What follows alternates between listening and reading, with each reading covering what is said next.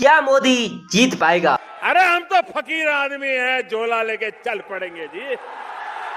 BJP जीतेगी 400 के ऊपर। बीजेपी के टिकट पर तो कुत्ता भी खड़ा हो जाए हम जिताएंगे। ये सच है। भक्त हैं। प्रधानमंत्री मोदी को एक परमात्मा मानते हैं, वो भगवान है हमारे, हम उनकी पूजा करते हैं। तो चीन भी कह रहा है कि आएगा तो मोदी ही। ओबामा ने कहा कि जब भारत के प्रधानमंत्री बोलते हैं तो पूरी दुनिया सुनती है। दुनिया भर के नेता मोदी जी के साथ। मोदी सरकार की वजह से फॉरेन में डंका बज रहा है भारत। प्रधानमंत्री मोदी के प्रयास की वजह से ही यूनाइटेड नेशंस ने 21 जून को इंटरनेशनल योगा डे के रूप में प्रोक्लेम किया।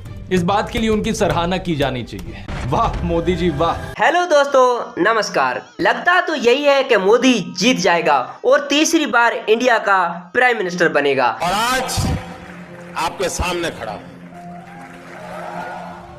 अगर ऐसा होता है तो इंडिया का इकलौता ऐसा व्यक्ति होगा जो तीसरी बार प्राइम मिनिस्टर बनेगा और भारतीय जनता पार्टी इस पे गर्व करेगी। इंटरनेशनल फोरम पर आज भारत बोलता है और लोग कान खोलकर सुनते हैं कि भारत बोल क्या रहा है। लोग ऐसा क्यों कह रहे हैं कि मोदी जीत जाएगा? इसकी असल वजह इंडिया की जनता है, जो मोदी को आज का भगवान कहती है। कहीं मंदिर बनवाए जा रहे हैं, कहीं पूजा की जा रही है। मोदी जिसको भी खड़ा करेगा वो जीत जाएगा। बीजेपी के टिकट पे अगर कोई कुत्ता भी आए हम इसको जितवा देंगे। इसी से लोग अंदाजा लगा रहे हैं कि अगली बारी एक मर्तबा फिर मोदी की बारी। बीजेपी के टिकट पर तो कुत्ता भी खड़ा हो जाए हम जिताएंगे। ये सच है। अगर कुत्ता भी आएगा उसको भी जिताएंगे। ये तो फिर अंधविश्वास नहीं, भक्त हैं, अंधविश्वास नहीं है, हम भक्त हैं। वो भगवान है हमारे, हम उनकी पूजा करते हैं।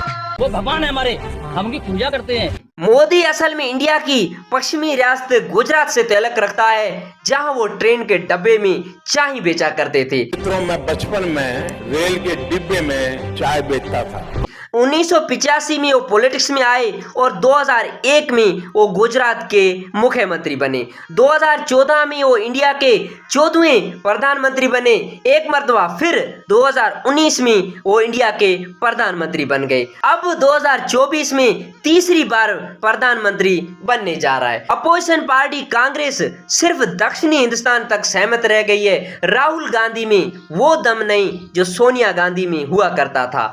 कोई जमाना था इंडिया में कांग्रेस का राज चलता था, देश की सबसे बड़ी और मजबूत पार्टी हुआ करती थी। जिस तरह पाकिस्तान में भुट्टो की पाकिस्तान पीपल्स पार्टी, अब वो भी सिर्फ जनूबी पंजाब, सिंध और बलूचिस्तान तक सहमत रह गई है। वही हाल कांग्रेस का इंडिया में भी है। कौन जीतेगा कौन हारेगा ये तो वक्त बताएगा, मगर अब तक की सिचुएशन बीजेपी के फेवर में है। जहां जहां भी इलेक्शन हुआ है बीजेपी ने विन किया है। अगर मोदी जीत जाता है तो इंडिया को बहुत बड़ा एडवांटेज मिलेगा।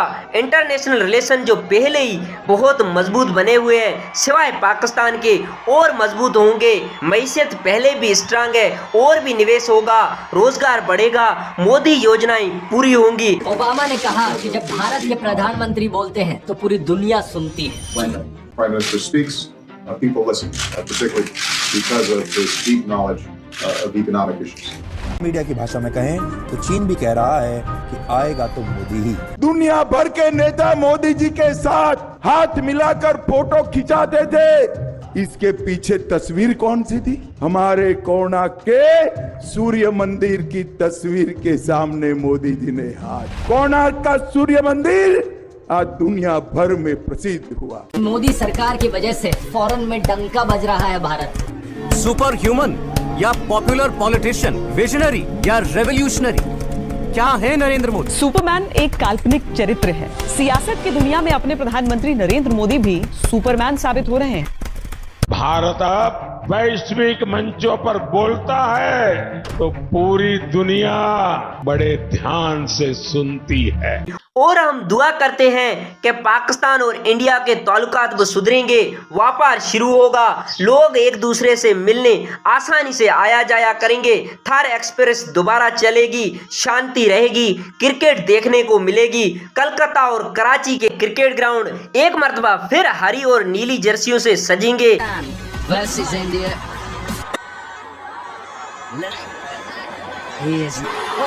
खिलाड़ी बिल्कुल, लेकिन जहाँ पे ये पहला रन राहुल का, पहले रन भारत के लिए। स्टंप्स के सामने पैड पे लगी है गेंद और उंगली कर दी गई है खड़ी। शाहीन शाह अफरीदी, शाह ने दे दी है रोहित को मात।